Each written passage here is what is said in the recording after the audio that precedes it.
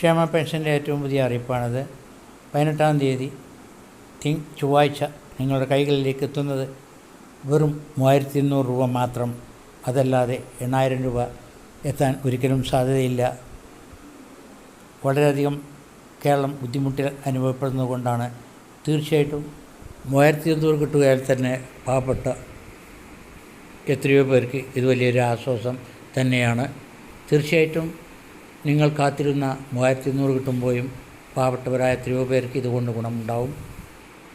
ഇനിയെങ്കിലും ഗവൺമെൻറ് പാവപ്പെട്ട ഈ ജനങ്ങളെ തിരിച്ചറിയാൻ കഴിയണം. കാരണം കൊടുക്കാനുള്ള തുക മൊത്തം കൊടുത്ത് തീർക്കണം. അതാണ് വേണ്ടത്. ഇപ്പോൾ പെൻഷൻ ആണ് മെയിൻ.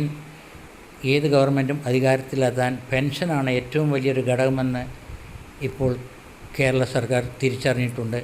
ഈ വീഡിയോ നിങ്ങൾക്ക് ഇഷ്ടമായ ലൈക്ക് ചെയ്യാം, സബ്സ്ക്രൈബ് ചെയ്യാം, മറ്റുള്ളവരിലേക്ക് ഷെയർ ചെയ്യാം. നിങ്ങൾക്കിഷ്ടമാണെങ്കിൽ